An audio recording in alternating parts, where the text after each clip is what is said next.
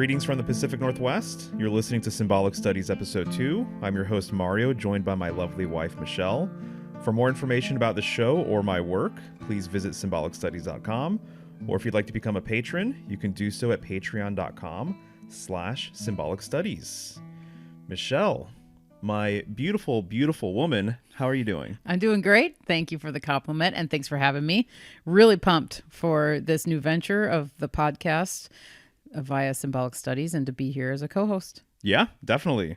This is something that I've been wanting to do for a while. Put out a show that is related to symbolic studies, related to the signs, and really something that is more in line with sort of the community that I've built over the last handful of years.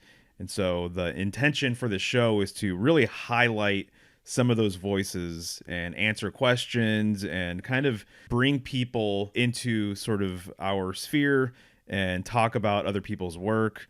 And I don't know, just be a platform for people to continue learning about symbolism. And someone the other day mentioned it in one of my comments. They said that I'm a really good study pal. And I think that makes a lot of sense, actually. I'm like, yes, I don't need to be your teacher. If you want to look at me like your study pal, that's awesome. And I think that my work really is sort of best used when you are on your own journey and you are doing your own research and sort of everything else. So I thought that you would be the perfect co-host for this. And we're always talking about all of the symbolism that I'm researching week to week, month to month. And so over the years, you've kind of come to really understand a lot of the stuff that I've gotten interested in and vice versa. And you obviously bring your herbal knowledge to the table and things like that. So I think this is a good pairing for a few reasons. I do too. And I'm really, really excited. I was very excited when you asked if I would help you with this and be co-host, because it's going to be really fun. I just think that, like you said, some of the conversations we have in the comfort of our own home, there's been so many times where I know both of us have been like, wow, this would be an epic podcast episode or what have you. So right. This is going to be that, and allowing you to kind of show your casual side too, in that way of just kind of letting ideas flow. And I really, really am excited to bring in the community aspect of it as well and see what other people have to say. Because just going through your comment section sometimes, I know you are, and I am too, very excited and sometimes even blown away with some of the insights that people bring to the table. Right, definitely. I mean, I have to say that I'm a lucky boy for a few reasons. But one of the things is that I have like a lot of really smart, intelligent, insightful people who follow my stuff. And why not sort of utilize all of that, right? Mm-hmm. And so sometimes what I'll do is I'll just go back and, go into my timeline and I'll look at posts that I had posted maybe a year or 2 years ago, and I'll just read the comments. And so many times I walk away with something really, really valuable, something that inspires a new post or something that inspires sort of a rabbit hole for me to go down. And so, so this show really, a good part of it is going to be sort of making use of the people that I have around. And so I would love to invite people and maybe have them contribute some voicemails or audio clips for the program. Mm-hmm. And I would love to basically show other people's voicemails too, And so I'll throw out a number at the end of the show. People can call it. If they have any insights about the signs or something else, they're more than welcome to send us a voicemail. Probably just, limited to maybe a few minutes or something like that. And I think that that's going to be really interesting to be able to play those and to answer questions like that. And towards the end of the show, we're going to be reading questions and comments and things like that from some of my followers, which I don't even really like that word, right? I feel like there needs to be a new word there. I'm with you. Yeah. Subscribers, supporters, yeah. Whatever you want to say. But this is going to be that show. And I think that you are going to be someone that's going to really help facilitate more of that sort of interaction between me and people who are following, people who are patrons and things like that too. And I'll say, just to be honest with people, I feel like one of the things that I haven't really done a great job with, if I'm being kind of critical, of myself is really being more interactive with people and really kind of being a community sort of guide in a way. There's other channels and there's other people who really do that, and they're excellent at it. And that's something that I've had to work a little bit harder towards wanting to doing and things like that. And at the end of the day, I'm an introverted person, and so I think that that's one of the reasons why I'm kind of more comfortable just doing my own thing and then kind of posting and ghosting in a way. But I'm trying to change that. 2025 is the year where I change that. Woohoo! Yeah. So, and you've been encouraging me to do this for like a long time. Yeah. To kind of put myself out there a little bit more and, all of that. So, anyway, it's very rainy here in the Pacific Northwest, and I thought it was more than appropriate that we would be talking about Pisces. We've been going through a huge watery portion of the zodiac over the last handful of months, and the zodiac actually skews towards water. There are more watery myths and watery signs, even though there's only technically 3 water signs. The last 3 signs of the zodiac have a lot of watery symbolism attached to it. And so with Capricorn, it's an earth sign, but it's the sea goat. Aquarius is an air sign, but it's the water bearer. And then, of course, Pisces literally is a water sign and is the fish, right? And so we've been swimming through the celestial ocean for the last few months, and Pisces really is like the culmination, not only of the zodiac, but of that little pattern that you see there at the end of the astrological year. And so many people have said that Pisces truly is basically a combination of all of the signs. It represents kind of the totality of the entire zodiac, which to me, that makes a lot of sense, it being the last sign, right? And it's very much associated with just like these watery depths, like extreme depths. And I think of like the extreme end of any sort of root system, or kind of like even like our cardiovascular system. And so there's a huge weave with Pisces and water and veins and anything that kind of branches out like that. I even think of roots, right? So I almost think of like the end of a root system with a tree. Pisces sort of represents that. It represents the end of the line, but then, with that also represents the beginning as well, right? And that's really kind of embedded in the glyph for Pisces as well. It looks like the cross section of a torus field. And so when you think of a torus field, you think of energy projecting and then energy sort of receiving. And so if you think of this looping dynamic of the torus field, and if you're unfamiliar with what a torus field looks like, you should definitely look into it, right?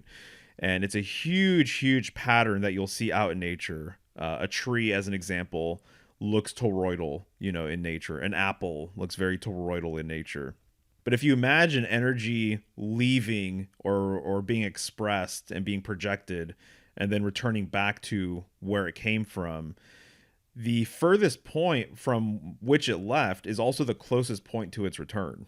And so this is the nature of like endings and beginnings as well. So if you're going through a cycle, the very last moment before the cycle is complete, you're the furthest away from the beginning, but you're also closest to the return to the beginning of a new cycle, right? And so I think that's basically kind of Pisces in a nutshell, in a way. I think that we come from the primordial celestial waters, and then I think we return to these same waters. And I think that there are so many clues about this, right? From the womb being very oceanic in nature.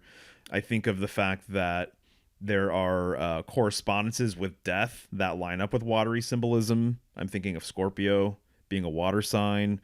Even in some cards that relate to death, right? The death card, like in the Thoth deck, death is at the bottom of the ocean, right? There's even a fish swimming in that card. So this ending and beginning sort of dynamic, obviously completely Piscean through and through.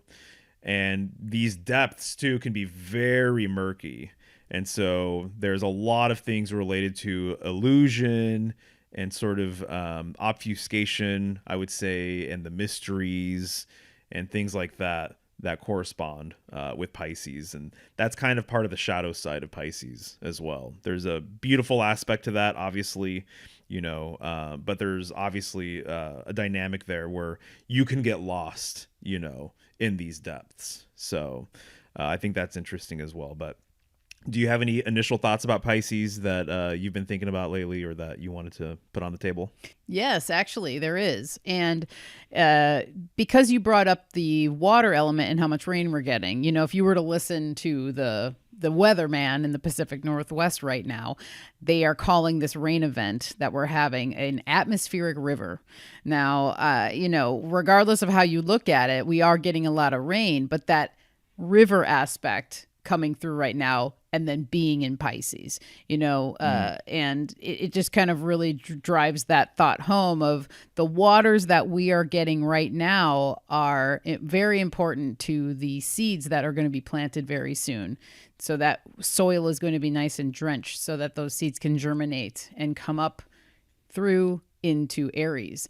And the garden element of this time of year is really exciting because there's a lot of planning and there's a lot of planting of seeds, perhaps if you're starting them indoors or what have you.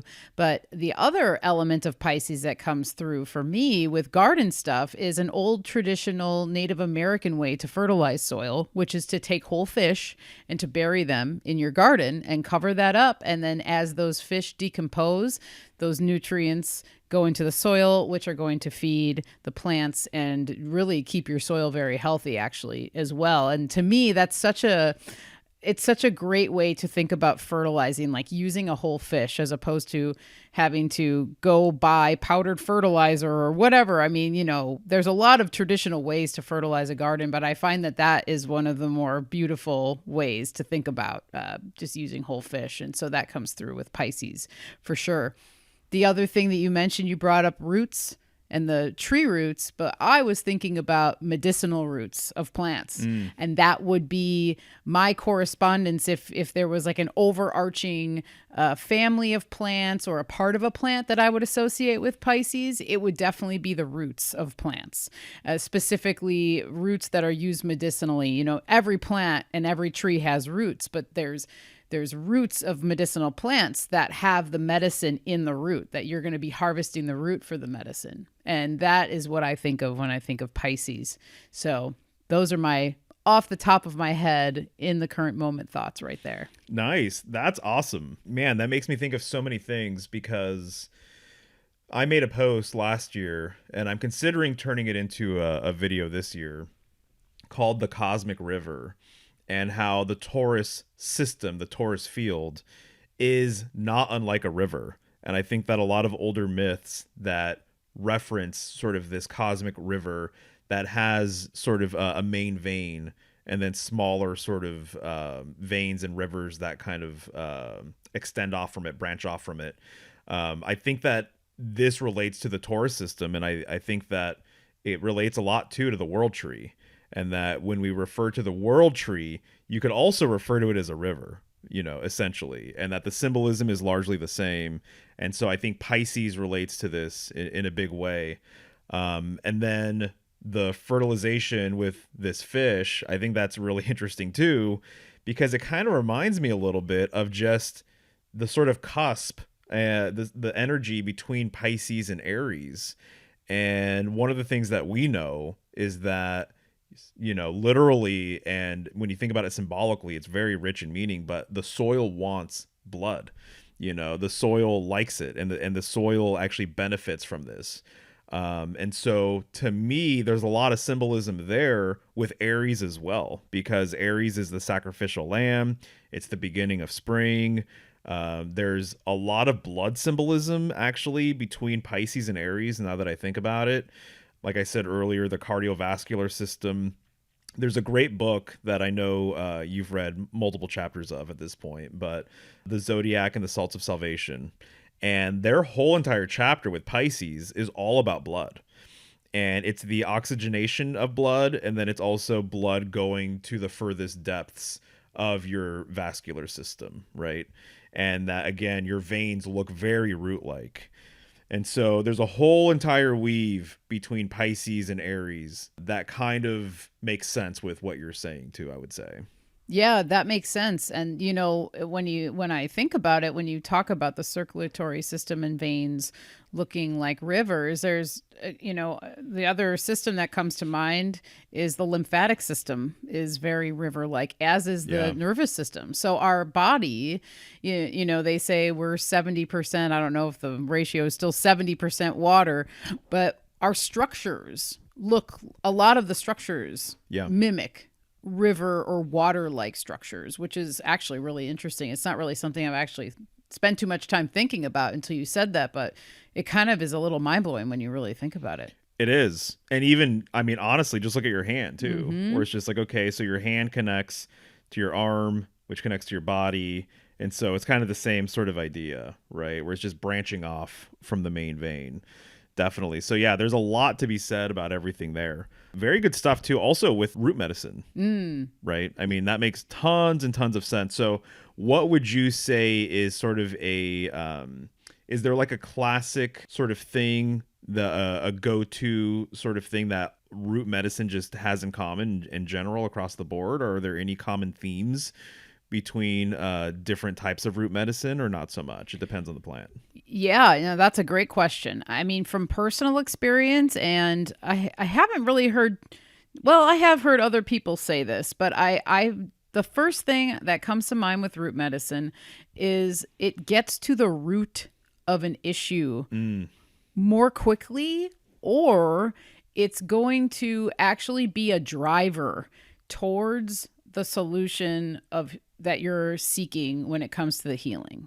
I think that root medicine typically is for conditions that are maybe more chronic, or that's something that's more heavy, or that has been maybe lingering around. Also, a lot of times, like the root that comes to my mind that I thought of with Pisces is valerian root, which is widely known as a sleep medicine. So it's going to help you sleep. It brings you down. It can down in like a good way. It can actually help you sleep, help you fall asleep. It can actually be very effective for that. There is a flip side that for some people, it actually has the opposite effect, but it's a very small percentage of people that happens with. Typically, it is known as something that can knock you out in terms of it having it as a tea or a tincture, or even when it's smoked. It's very sedative, and it's actually cautioned to not drive a car or operate heavy machinery if you've taken valerian root because of that. And it sometimes is described as smelling like feet, which I think is also another great correspondence to Pisces, as the body correspondence with Pisces is the feet. Yeah, exactly. And, that really speaks to our watery roots, and so your feet literally touch the ground if you're not wearing shoes, and so I think our root system is watery in nature. Once again, we come from the primordial waters, we return to the primordial waters. And so the fact that Pisces is the two fish and then we've got 2 feet as well, I think that's interesting. Yeah, that's really interesting. And then I think of our root chakra and our reproductive organs, and then I think of the womb, which is Right. the watery womb. Right. I'm glad you brought up sleep too, because one of the comments when I was reading through some of the comments on Instagram, someone had brought up the fact that Piscean people have a fondness or a unique relationship with sleep in the bedroom. And that actually makes a ton of sense, especially when you consider the fact that Pisces, its symbolic nature can relate to the unconscious or the subconscious, and illusions, and sort of shadowy things, I would say, just in general. I think of the depths of the ocean where there is no light, and that's where death is, once again, ruled by Scorpio. And that's where you'll see that fish. And so, so there is a sleep dynamic going on here. And I would say too, that if we're going to talk about some of the shadowy stuff with Pisces, and one of the things I was going to kind of create a segment out of, I think, moving forward is, and at least I want to highlight some of these ideas, is how each sign has a lot of amazing, beautiful, positive things associated with it. But also with every sign, in a way, I feel like these signs in the modern world have kind of been weaponized, in a way. At least the energy that's associated with the signs have been weaponized in the modern world in such that, what we kind of do on the daily and a lot of the things that kind of like plague the modern world, you can kind of see an astrological correspondence for that, right?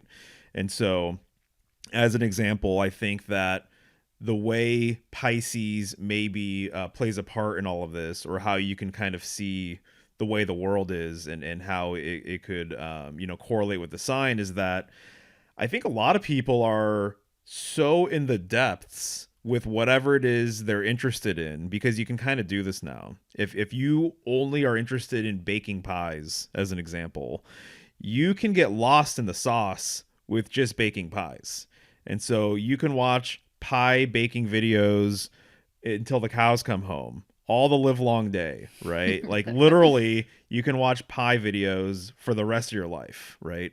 And so I think that there are many examples of people today that are so into their niche, they're so deep into it, that they haven't come up for fresh air in a very long time.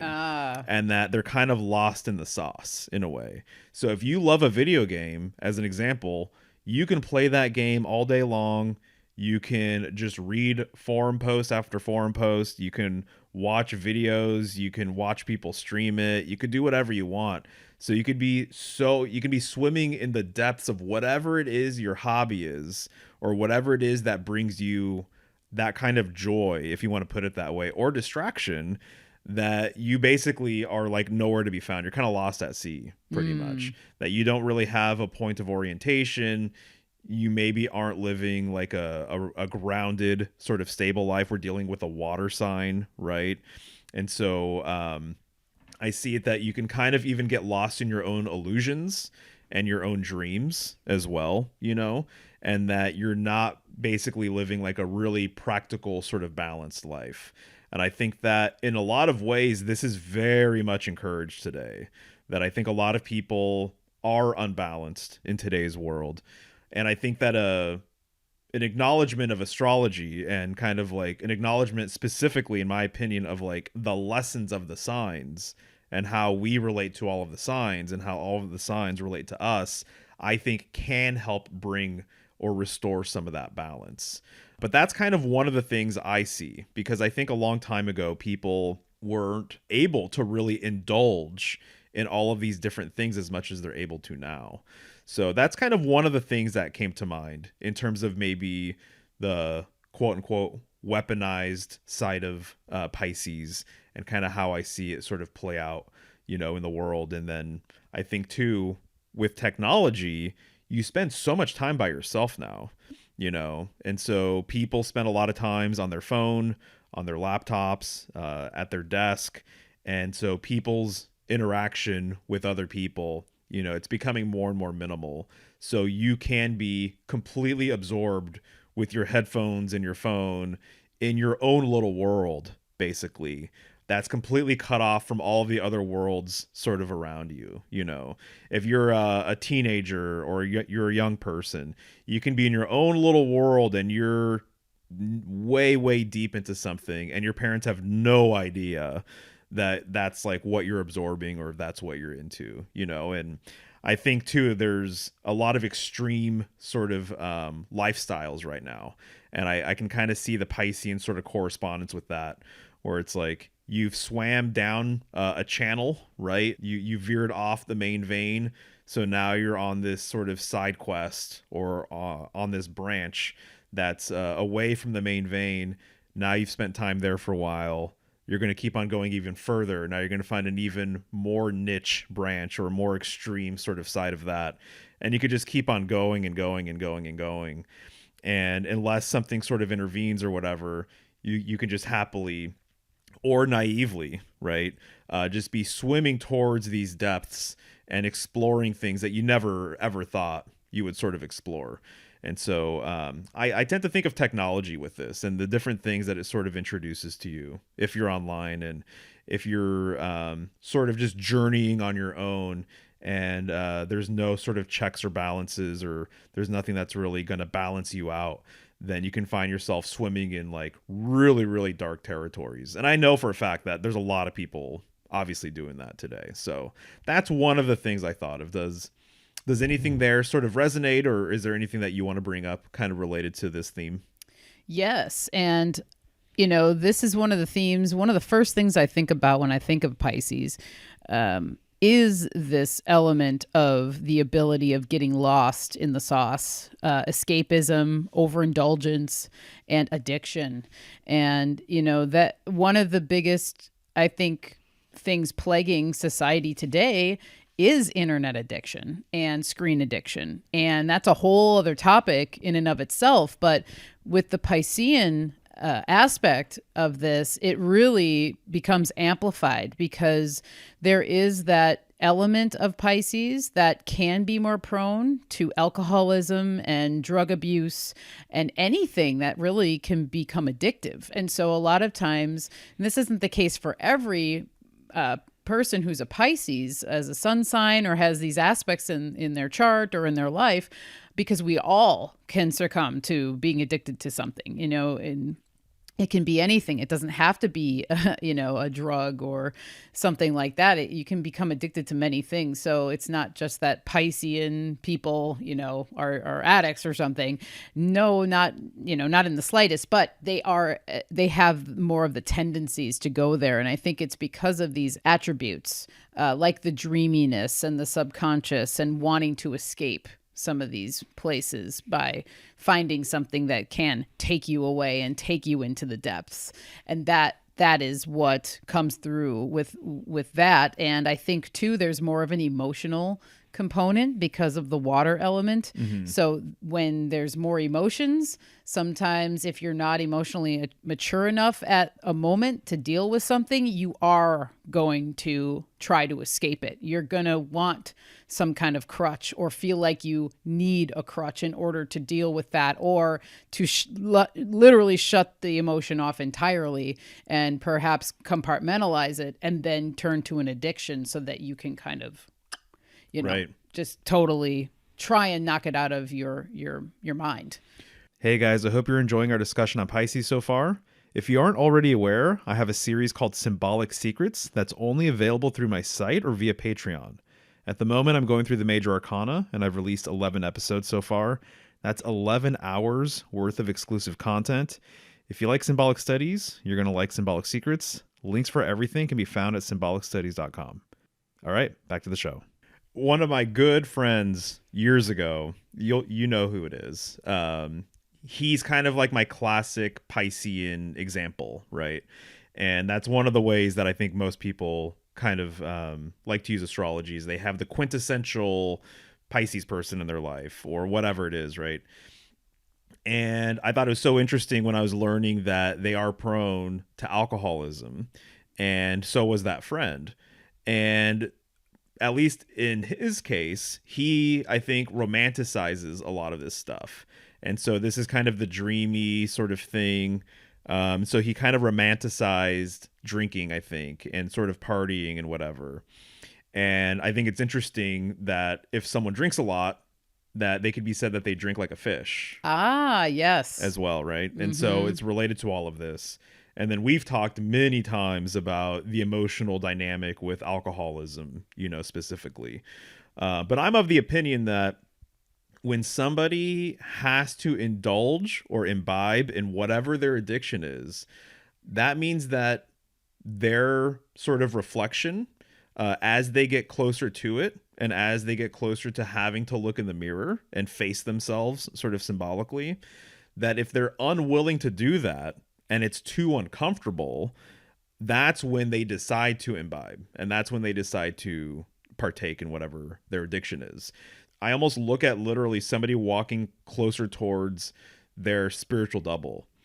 And the closer you get and the more uncomfortable you get, because you're going to have to face some truths about maybe your actions or where you're at in life or what you haven't done, or maybe the lies you've told yourself or something along these lines.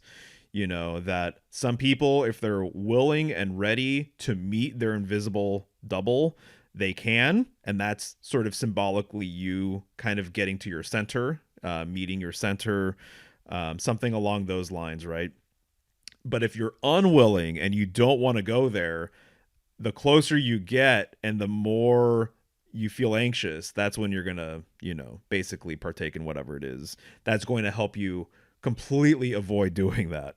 And so now we have drugs that are so strong that people would literally, instead of facing themselves symbolically, either the invisible double thing or looking in the mirror or whatever you want to say, instead of facing themselves, they would rather take like a tranquilizer and completely knock out, right? And so to me, that's just like an interesting sort of thing. But you know, alcohol as well, it's so fascinating. I posted last month for Aquarius that bartenders have been related to Aquarius. They are kind of a modern day cupbearer, basically, right?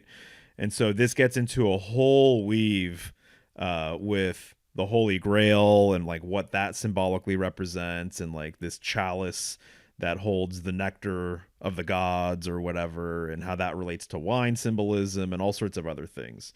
But suffice it to say, as you basically mentioned, you know, I think a lot of drinkers are very, very emotional people. Oh yes. And to quote Hank Williams, the famous country singer, "There's a tear in my beer because I'm crying for you, dear.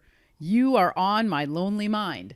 And so that is, you know, when I think about that song, I number one think of my family, but I also think about that is so quintessential for a person that is kind of in the more like drinking alcohol or alcoholic mindset or lifestyle. It's kind of like a common thing that people will you know, consume a lot of alcohol and then become very emotional and break down. And that because the alcohol allows them to actually like open up a little bit. You know, it is the social lubricant. It's kind of liquid courage, you could call it, you know, because it kind of like brings down the guard of a person to another person or to their own selves, so that their emotions can flow out, which comes back to that water element. And the other thing that I think might lead the Pisces person or the person who's influenced by Pisces to these behaviors is that maybe perhaps feeling conflicted. And I think that that is so symbolic to the symbol of Pisces, which is one fish going one direction and the other going an opposite direction. So I always think of one fish going up current and the other fish is going down current, or upstream and downstream. And so you're constantly trying to find this balance then to make this work. And I really would like to hear your thoughts on, because I know you have them, on the string that connects these fish. Oh, yeah. Or the cord that connects the fish, because that to me is very interesting, because you could look at it like almost like an umbilical cord of some sense. It's like a lifeline between these two fish that must find balance between the two in order to have a functional movement. And I think that when you are conflicted, and as a person that has felt conflicted many times in her life, and I think that a lot of people feel this way, but when you feel that way, you're unsettled in some way. And that unsettling feeling can lead you to want to reach for a vice or reach for something to help you feel a little bit more calm or grounded. Mm-hmm. Yeah, that's a really, really good point. Someone in the comments said, with one fish going up and the other fish going down, or there being this sort of circular dynamic, does this represent a conflict in the zodiac? Which I thought was kind of an interesting way of looking at it. And what I'll say is, if you look at it like a conflict, I don't think there's necessarily anything wrong with that. Because as I'm saying, and as we're kind of like getting to here, every sign truly has like this light aspect and this darker aspect, right? That's a divine balance sort of dynamic there. Same thing with us. We have a lower self and a higher self. And so it's really no different than anything else. It's really no different than a wheel, even, right? And so if one, just like the Wheel of Fortune card, there's always one figure going up, there's one figure at the top generally, and there's another figure that's descending, right? And so what goes up must come down. And so I almost look at it like a wheel. If one part of the wheel is moving upward or rotating, that means another one is descending downward, right? And so just like the Taurus field, one is expansive, or there's one side that is more expansive and projective. There's another side that's more receptive, right? And so I look at it more in terms of a divine balance. But part of the divine balance of things is conflict. And so I think that that's related to, as an example, like Gemini. And so Gemini, you have the hero twins. And so you have a twin that's light and a twin that's dark. The twin that's dark generally kills in these hero twin myths the light twin, right? So this is the divine balance, basically. It's just like the scales as well, right? So if one thing weighs more than the other, then obviously the scales are going to be unbalanced. And so what goes up must come down. And so I think that the whole thing with it potentially being a conflict definitely relates. There's conflicts in everything too, you know. So I'm not anti-conflict, and I'm not a person that's like, you know, gonna say that that doesn't exist in life or whatever. You know, conflict arises basically whenever there's a complementary dynamic or relationship between two things. You know, I always say that between two people there is always friction. And so that friction though can be beautiful, and that there's a sort of push and pull. There's a dynamic where there is this back and forth, which is great to have in a relationship. You don't want the other person to necessarily see everything the exact same way you see it, and vice versa. That's kind of boring. And it's better to have people who are aware of different things, you know. But obviously, that friction and that difference can turn into something that is more detrimental or whatever, right? And so I can see that Piscean people with that potential alcoholism, you know, it's almost like, I think that what I pick up with it at least is being so far into some sort of cycle, or being so deep in a thing, or feeling so strongly about somebody, you know, or about a situation, or whatever, having a dream that you want so badly, maybe that's not necessarily kind of coming to fruition, or you know, being done the way you wish it were done, or it's not really, you're not accomplished yet with that thing. That someone could wallow in that so much that that's what they end up doing pretty much, right? And so so anyways, there's something else that you said there about the fish and the back and forth thing that I think I was gonna point out, but I mentioned the cord. oh yeah, the cord. Yeah.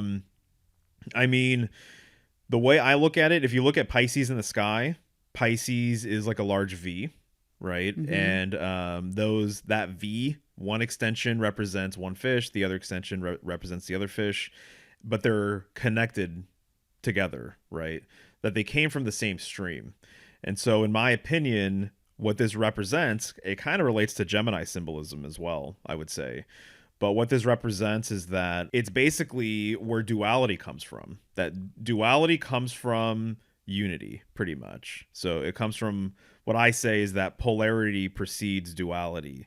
And so with the Gemini twins, the myth is that they came from a cosmic egg.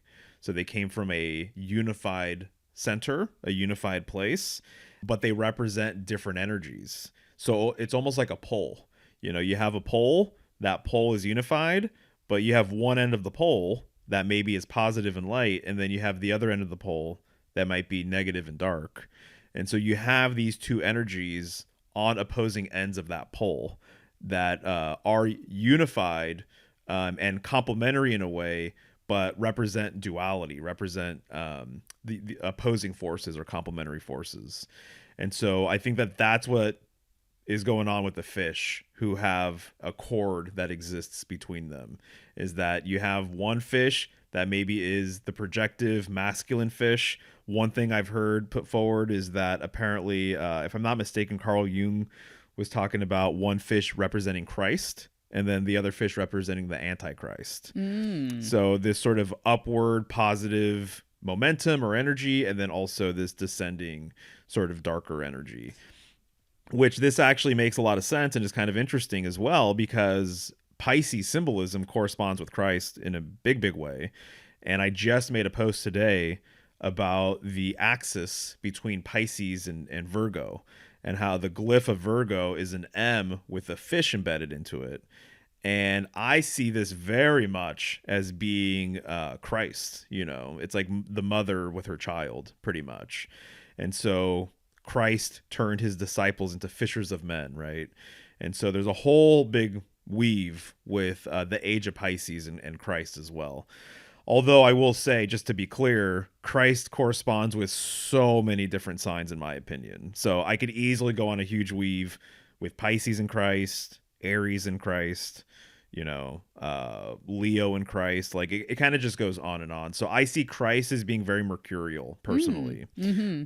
So I don't think that he exclusively just corresponds with one sign, but definitely there's a lot of Piscean symbolism associated with him for sure. So that's kind of interesting to me. So whether it is the Christ and Antichrist, or the good twin and the negative twin, or whatever you want to say, they both came from a unified whole, right? And so this would be like the supreme center, pretty much. And so duality, dualistic symbolism, black and white, masculine, feminine, came from a non-dual place, a unified source, a monad, if you will.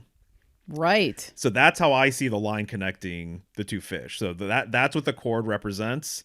And then I see, like, even in the Pisces glyph, right, you have kind of like the sideways U, right, on the left and the right, and then you have that horizontal line. So one way of looking at it as well is that glyph is a cross section of a torus field, and that horizontal line represents the middle disc, kind of in the middle of the torus field. And so this is known as the plane of inertia. And so this is what binds and separates, in a way, the above and the below, basically. That's what Earth represents as well. You know, Earth represents this in some ways, I would say. Humanity, mankind, represents this as well, is that there are realms above and below. And I kind of like to say that we live in Middle Earth, in my opinion. That I think that there are realms above and below, we're somewhere in between. And I think that there's outer and inner realms, and we're somewhere in between. And so that line is the between above, below, inner, outer, all of these different types of things. Wow. Yeah, I love that. It makes me think of the fractal nature of everything, and the universe itself, which goes along with the toroidal energy. I mean, it's kind of one and the same if you really think about it. But yes, above and below was coming to mind while you were talking about these fish as well. So that hits home for sure. It reminds me a lot of the kind of traditional yin yang symbol. Yeah. It almost looks like two fish kind of swimming around in a circle, right? So yeah, so that's kind of just another correspondence for the glyph, I would say. But yeah, so I mean, that's what I see with a lot of the shadowy, potentially weaponized aspects of Pisces. I think maybe, if anything, I'll say that there's a potential aimlessness that I see with a lot of people today, and that there is sort of no point of orientation. There's no sort of like grounding. They are not centered. A lot of people are uncentered, ungrounded, and I think that Pisces would be an excellent sign to sort of represent this kind of wandering, kind of lost sort of dynamic, right?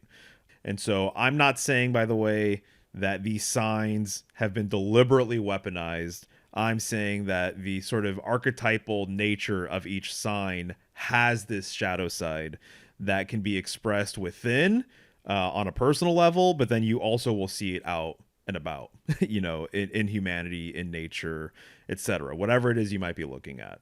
And so I thought that this was a thread worth pulling at, because I find it to be pretty interesting, and I've long wanted to talk about the shadowy side of all the signs. And so this one, I feel like there's even just more going on with it. And I kind of get that sense with a lot of the watery signs in general, this darkness, But I think it makes sense to now kind of flip that and kind of complement that with the lighter aspects of the sign and maybe more of the transcendental aspects of the sign. And so one of the things I wanted to mention is, let's just not forget too that I think that there's a good chance water is perhaps liquid light. That's one thing to keep in mind. And that I think there's symbolism that really speaks to this. I've gotten into this with some of my videos related to Cancer and the Royal Arch Freemasonic tradition and the keystone, and how this keystone oftentimes has the Cancer glyph drawn on it. And when the keystone is missing from this Royal Arch, light is pouring through, basically. And it's not a coincidence that light is coming through the keystone that corresponds with Cancer. And so I think actually a lot of symbolism associated with the Chariot card potentially might be alluding to this, actually. Right. And so water as liquid light is definitely a thing. It's a really, really interesting consideration. Also, water being another expression of ether or spirit, and that ether spirit has multiple emanations, including water as a liquid, water as a vapor, water as a crystalline solid thing, and then perhaps something even lighter than that. People have also said that air might be another aspect of water. And so just like what you said earlier, it's like being mostly water. It's like Earth is mostly water. We are mostly water. I'm inclined to think then that this extends to the universe at large, right? The water's above, the water's below. So Pisces has a lot to do with that. And so it really is, we are watery creatures through and through. And just like we mentioned earlier, with our feet being related to water, literally our primordial origins seemingly come from water. Yeah, I would agree with that for sure. Yeah. Yeah, even just the thought of the sky, being water, why is the sky blue? Well, there's a lot of ways you can think about that. But I think about when, as you were saying, water's above, water's below, and how important that all really is to everything, and how important water is to life. And you cannot live without it. So that kind of comes along with it as well. I love the thought of water being light. Yeah. And then I think about water being able to carry a current, electrical and, a physical current that can take you under or can push you forward. Right. It can be both things. Yeah. I mean, one of the things that I got into with Aquarius was that one of the alternative titles for Aquarius is the Light Bearer, which I think is really interesting. And what you'll find out about Aquarius, which it relates to Pisces on so many different levels, but Aquarius is thought to be the water bearer for the celestial ocean. There's a lot of flood symbolism associated with Aquarius. And so arguably, the single stream that splits and is related to the two fish kind of emanating from that single stream basically came from the urn of Aquarius, right? But when you look into the urn of Aquarius, what you'll find, esoterically at least, is that it really relates to way more than just water. So again, light, it's the light bearer. There's a huge electrical component with the urn of Aquarius, and also the axis of Aquarius and Leo. And as you just mentioned, the idea of a current, right, relates to electricity as well. It also relates to air, and Aquarius is is an air sign, even though it's the water bearer. So currents can relate to water, air, or electricity, right? And I think that's really fascinating. And then also, my understanding is people back in the day, when they were developing ways to use electricity, they referred to it as a liquid. Mm-hmm. That electricity way early on was viewed more so as a liquid than anything else, and now we see it differently. But when you look at the language, it makes a lot of sense, current of electricity, etc. And so the urn also has been viewed as just carrying ether and spirit, frequency, all of these different types of things, mythologically, the nectar of the gods, all sorts of stuff, right? And so I think that that's kind of just worth putting on the table as well. So just the power of water. It goes on and on and on and on. I mean, we're barely scratching the surface here. Even one of the interesting things, because you know me, I have a pretty decent sized symbolic reference library now. Some of the entries for water in my symbolic encyclopedias and stuff are like the longest entries of the whole entire book. Like, I don't know if you could even find an element or a symbol that will have a longer entry in most of my books than water.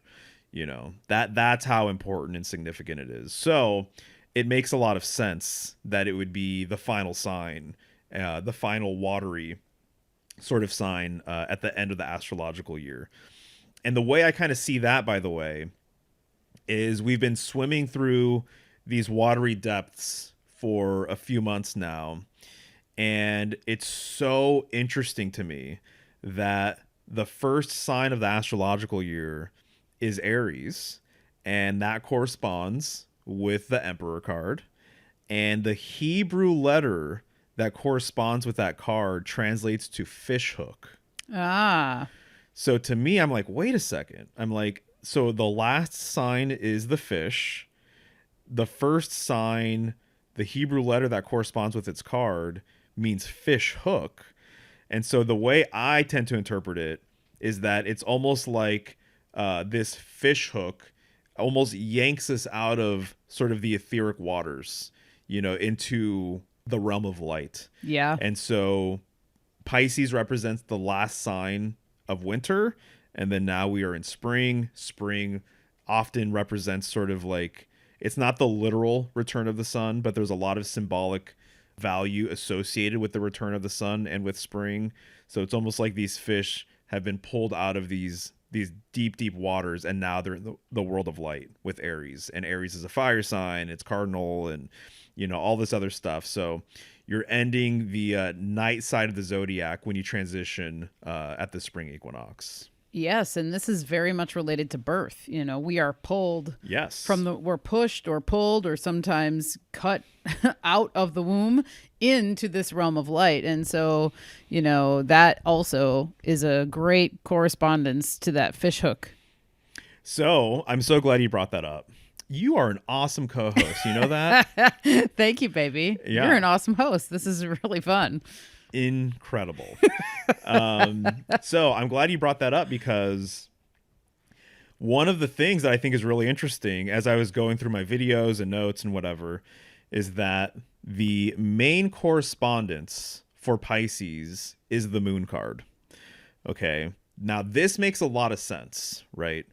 And I'll just briefly get into the moon card, and then I'll talk about the alternative card that some people think is even closer to Pisces than the moon. The reason why the moon card is interesting is because the moon symbolically has been viewed as the gateway to other realms. And so there are a lot of ancient ascension techniques that basically say, if you're going to go to other planes of existence and you're going to go to other planets, the realms that these other planets sort of govern, you have no choice other than to go to the moon first. That the moon is like a stepping stone to get to other places. It's like saying, if you're going to come to my house, you have to pass through the gate. And so there's no other way. You have to pass through the gate if you're going to come to my place. So that means that if you're going to leave my place and you're going to go home, you also have to exit through the same gate. So it's just no different than the front door, right? You have to pass through the door to get in. You're going to probably pass through that door, or there's no other way to get out unless you go through the same way that in which you came in, right? And so this is sort of the symbolism of the moon. And so there's so much gateway symbolism that corresponds with the moon, it's nuts. And so you'll see the two pillars, and then you'll see the moon. And whenever you see two pillars, you're basically creating a portal or a gateway. If you see two trees, two towers, things like that, that's what you're basically seeing. Just like the Gemini glyph, that creates an opening or a throughway of some kind, right? And so it must be understood the moon is the stepping stone to go to other places. Traditionally, the end of the line in this system would be Saturn. Funny enough, this is what happens in 2001: A Space Odyssey in the novel, is that they go to the moon first and then they're trying to get to Saturn. But in the movie, they switch this to Jupiter. So they kind of fudge the system, in my opinion.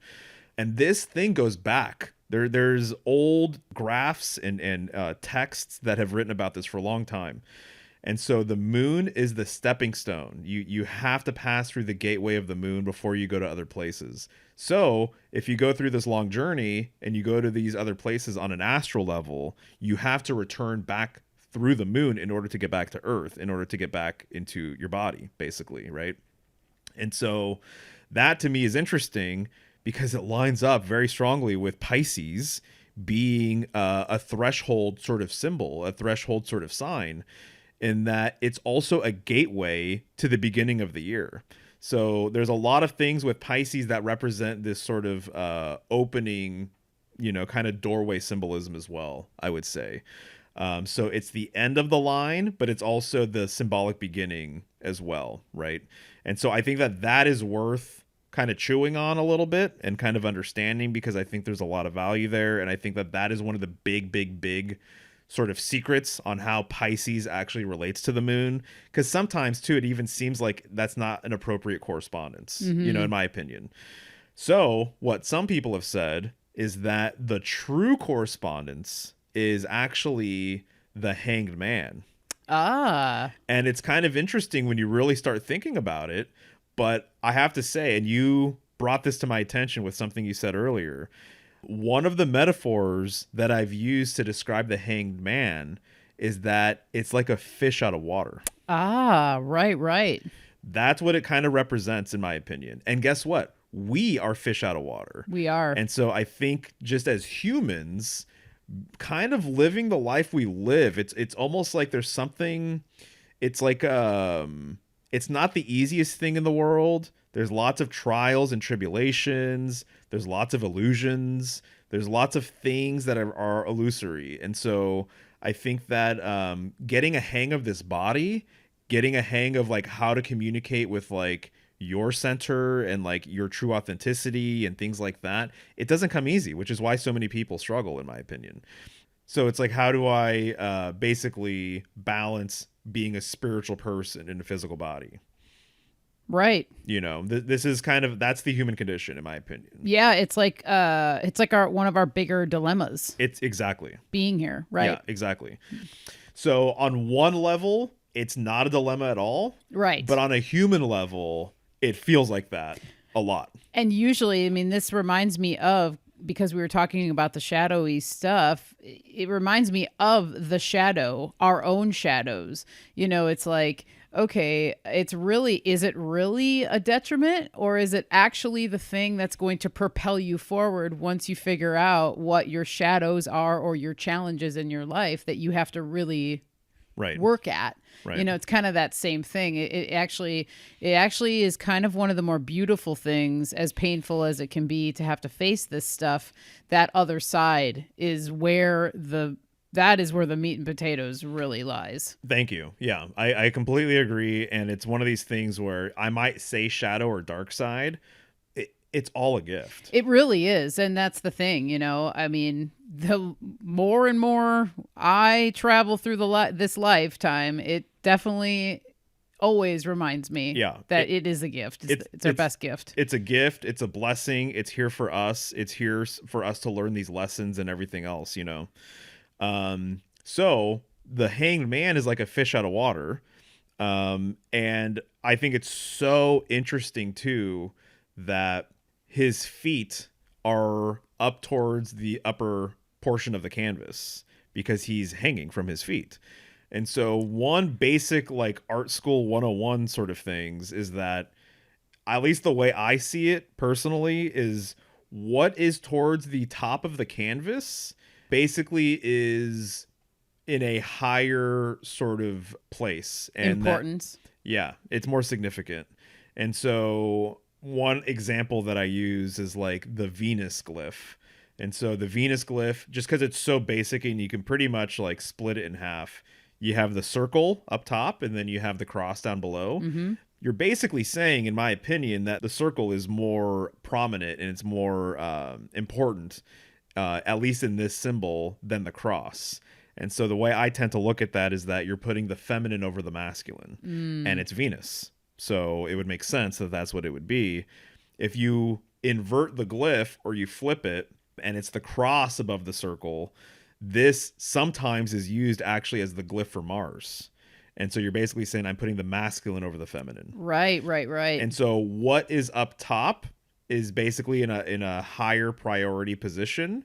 And so the fact that the feet are up top in the Hanged Man card speaks to the Piscean correspondence with the feet, in my opinion. Wow. Yeah, that's great. And also the Hebrew letter that corresponds with the Hanged Man is Mem, which means water. Haha. And relates to like memory and remember and stuff, because Mem is right there in memory and remember. So there's a lot to be said about that, but I think it's an interesting one to chew on. That's a great one. You know, a lot of the alternative correspondences I haven't really resonated with as much, but that is one that I'm like, oh, that's actually pretty fascinating. I love that. Yeah. Well, with all of that said, anything to add regarding the light side of Pisces? Yeah, because we were just talking about how, your shadows actually, yes, it's painful. Yes, it's dark, but it's actually really a great place to tap into yourself and your healing. Same thing with some of these more dark aspects of Pisces. The flip side is very positive, because when I think about what we were talking about, that dreamy aspect or getting lost in the sauce kind of thing, that translates to creativity and being able to have like a really deep well of creative energy that could be tapped into at any time.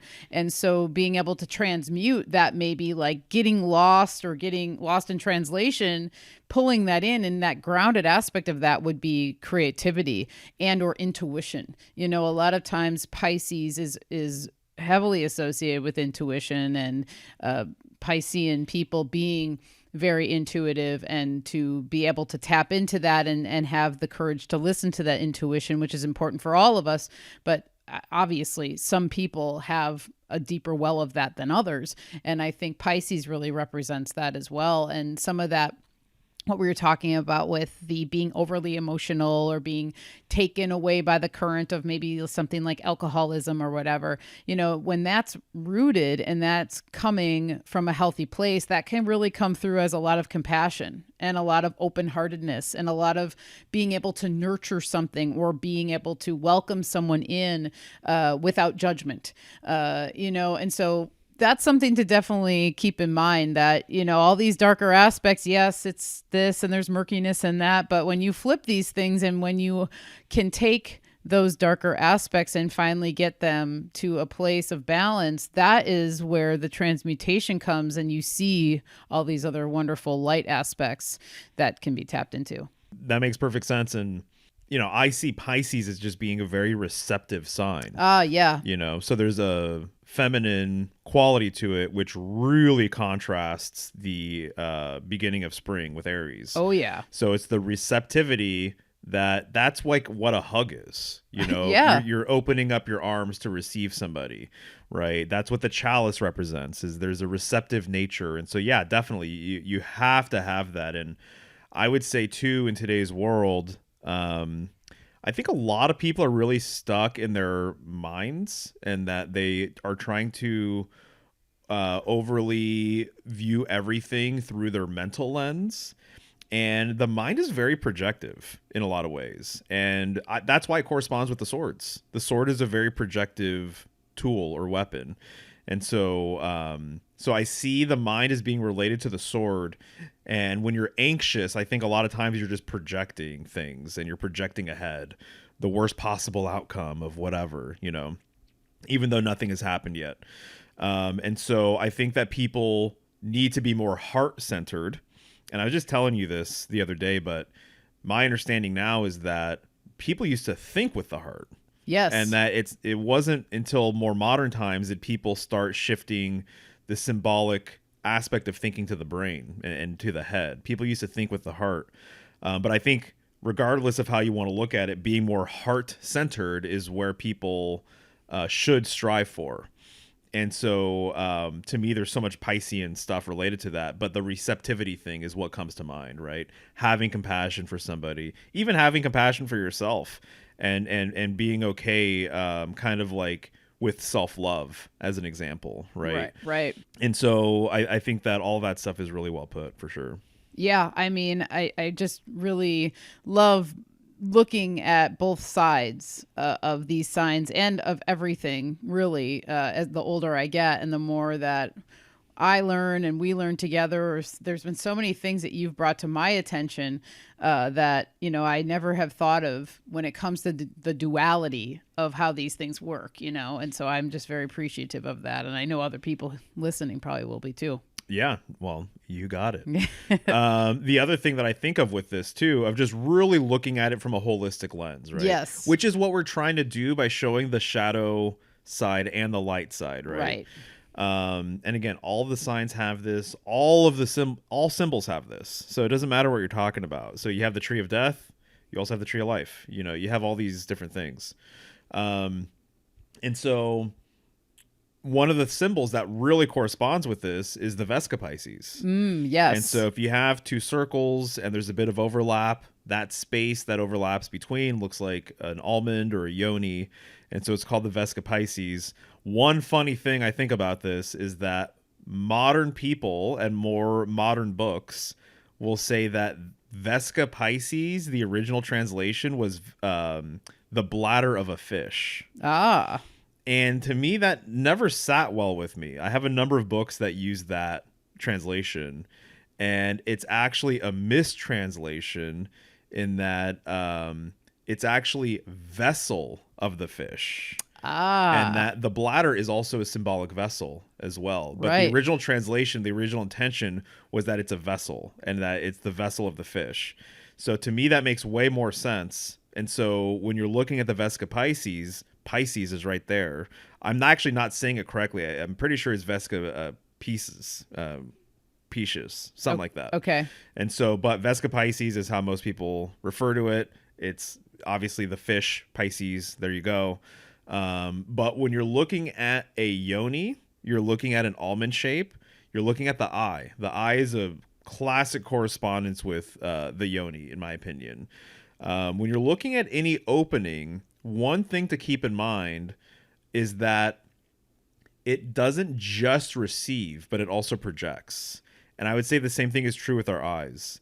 The eyes just don't receive light. It also projects light. That's one of the sort of hidden dynamics with all these things, is that you might just see it as receiving on one level, but it actually does both. So the yoni does that. The vagina does that. The eyes do that as well. The Vesica Pisces does that as well. It receives and projects. And so that is, once again, Pisces, kind of in a nutshell, and the two fish, right? One swimming up, one swimming down, one going to the left or one going to the right.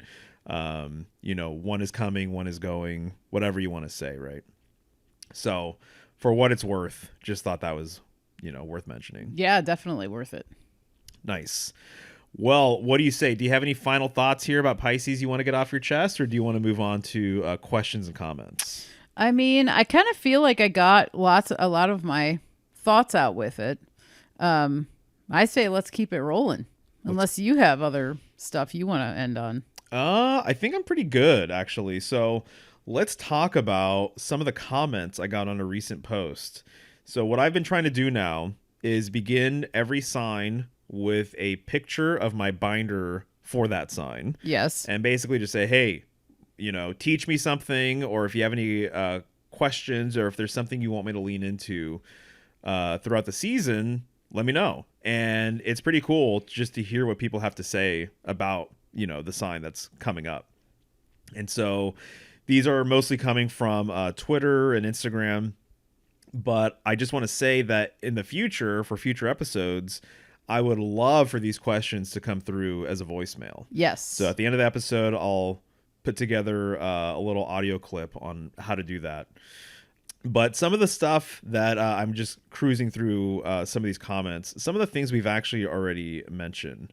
So I'm not going to talk about that stuff, but let's see here.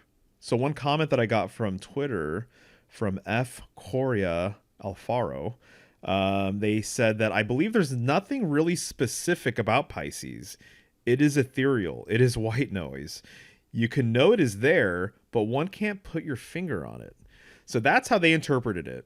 And for what it's worth, I just think that that applies more to Pisces than I think probably any other sign. Yeah, I think that. And one of the things that comes to mind hearing that is a fish slipping out of your hands. Right. You know, Yeah, just like you exactly. can't quite, they're hard to hold on to, you know, which is why a lot of times they're used, spears are used, or fish hooks or jaws of an animal, you know. The idea of movement and cycles is a huge aspect of Pisces. And as it relates to our feet help us move. I've even heard, I think it was some MMA coach or commentator or something, say that our legs are our wheels. Ah, yes. And so that's absolutely true. So what does a fish do? It's always moving. They're never stationary, basically. And so they're always moving about. That's just what they do. Water is always moving. So that actually relates to, in my opinion, one of the big aspects of why Pisces relates to the moon card as well, because the moon is all about movement. It's all about cycles and things like that. And the Chariot card, same thing, relates to that. And the Chariot card corresponds with Cancer. Look at the glyph of Cancer, right? It's not unlike two fish kind of swimming around each other or something like that. And then the Chariot wheel, you know, always just moving. And Cancer is the only sign ruled by literally the moon itself. So I thought that made a lot of sense. To me, this feels very mercurial, by the way. And that's a weave that I don't know if I want to quite open all the way right now. But I see Mercury everywhere. And it's interesting to me that I see a lot of mercurial symbolism with Sagittarius as well. And Sagittarius is ruled by Jupiter, and under the traditional system, Pisces is also ruled by Jupiter. Right. And there's a lot of watery, fluidic symbolism associated with Pisces and Mercury. So just something to kind of note, I guess. This whole idea of you can't quite put your finger on it sort of thing, I think is definitely appropriate for the sign. So moving on. So someone from Instagram, Morea Eden, I'm assuming is her name. She said the Spanish word for pool is piscina, as in Pisces. Ah. You know, I think that's interesting. It makes a lot of sense. So I just wanted to throw that out there. And let's see here. Someone on Instagram, Eugenia Body Art, said the chaos giving birth. Ah. That was her whole entire comment, or their whole entire comment. And it's like, yeah, that's absolutely part of it. You know, the sort of chaotic feminine giving birth to light is almost, I think, speaking to the transition between Pisces and Aries. And there's a lot of Christ symbolism with Aries, as I mentioned earlier. He's the Lamb of God, after all. And it's also this comment, the chaos giving birth, relates to the Virgin Mary being the sort of like stellar virgin giving birth to the light. And then the axis between Virgo and Pisces is something that I think is interesting. So for a few reasons, I think that this was a comment worth reading. The chaos giving birth. All right. So someone else on Instagram, Jola Serena, basically mentioned the duality of the fish navigating seen and unseen realms. Ooh, that's good. Yeah, that resonates, right? Yeah, that's really great. Yeah. So that's another way of looking at it. It goes on and on and on and on, but I thought that was cool. So Inhale, Exhale Wellness wrote, would love to hear about Pisces being the culmination of all the signs. And one thing I just want to mention about that is, one, Pisces being a water sign, once again, speaks to the watery nature of everything, including the zodiac. But the main thing I want to mention is if the Pisces glyph is related to the Taurus field, I'm inclined to think, and I've thought this for years now, that a lot of systems are actually toroidal in nature. And so you can make the case that the major arcana is a Taurus field, basically. It actually very sneakily begins and ends with bull symbolism. Aleph is the first letter in the Hebrew alphabet. It corresponds with the Fool card, and it means ox. So that's one thing. And then also the final card, the world card, corresponds with the Tau cross. And basically, Tau is in Taurus. And so you can make the case that the major arcana basically is a looping Taurus field. That you're pretty much what you're talking about is the energy being expressed from the center and then returning back to the center. And so the major arcana, most people know, is cyclical, circular. So it begins, and then once it ends, it starts all over again. So there's a toroidal nature to it. I'm inclined to think, basically, the wheel of the zodiac is toroidal in nature. That Aries even looks like energy coming from the center of the Taurus field. That's what the glyph looks like. Right. And so the horns of the ram look like energy spewing from that center. And then it returns back to that same center, basically. And Pisces being the very, very end of that cycle. So the furthest depths you can kind of get before things start over again. Wow, that's a really great insight and point. Even visually, I'm seeing that. The Aries sprouting out, and then the Pisces having that same shape too, the symbol. Wow. Well, and then check this out. That's great. Pisces is the cross-section of a Taurus field. Mm-hmm. Aries is like energy basically unfurling from the center of the Taurus field, followed by literally Taurus. Right. So those three signs in a row have a ton of toroidal symbolism, baked into it. So that's my response to that of how Pisces corresponds with the culmination of all the signs. It's because it's all toroidal in nature. Right. Basically. And so wanted to pass that along. All right. So I think that this was just a great comment. So Bearborn from Instagram wrote, "The void from which light, Aries, is born, the cauldron in which all the others are dissolved, where all is made one, the journey ends and all lessons are integrated into a whole." Right. I actually remember reading that comment. Yeah. Yeah. Yeah. It's a really, really good one. So just one more time. The void from which first light, Aries, is born, the cauldron symbolism is definitely appropriate, in which all the others are dissolved, where all is made one, the journey ends and all lessons are integrated into a whole. Absolutely. Yeah, that's great. So I thought that was cool. And from MMCVay36 on Instagram, she basically mentioned the fact that Christ washed the feet of his disciples. And that is so Piscean, because Pisces corresponds with the feet, Christ corresponds with Pisces, and then water, is like there's a baptismal thing going on there, cleansing waters and whatever. So I just thought that that was a great weave. That's something that we can kind of pull at, or you can make a video about or what have you. But that was not on my radar. So thank you for posting that. And that's going to do it for comments and questions.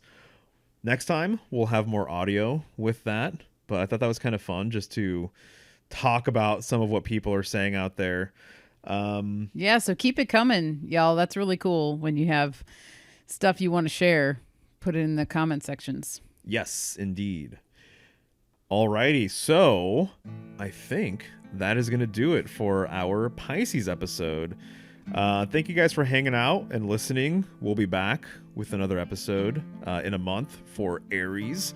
We're going to do this throughout the year, and so if you want sort of a complimentary podcast for what I put out there on Symbolic Studies, this is definitely it. Baby, thank you for being here and being my co-host. This was fun. Yeah, thanks for having me. This is awesome. I'm really excited and pumped to be doing these shows and see where it goes. Definitely. All right, guys, until next time. All right, see you later. Take care. All right, that concludes the live recording Michelle and I made on Monday, February 24th. I think we had a great discussion, and I really hope you got something out of it. As always, let us know what you think. But before this episode is considered a wrap, I did want to mention a couple of things. In the episode, I brought up the fact that we would love to hear your insights on Aries symbolism if you feel like you have something unique to share. To do so, you can leave a voicemail at 503-893-4606 or you can just send it by email, symbolicstudies@gmail.com. My only request is that you keep it under 3 minutes because we'd like to feature several clips in one episode. Also, the last thing I'll say about that is you should probably get the recordings in by March 21st. Lastly, for exclusive content, head on over to patreon.com/symbolicstudies or symbolicstudies.com/secrets to have access to my Symbolic Secrets series. I mentioned it in the previous ad, but I have 11 episodes clocking in at about 11 hours. So if you're looking to take a deep dive into the tarot, this is the perfect way to do it. And that's going to do it for today. We'll see you next month with an episode on Aries. Until then.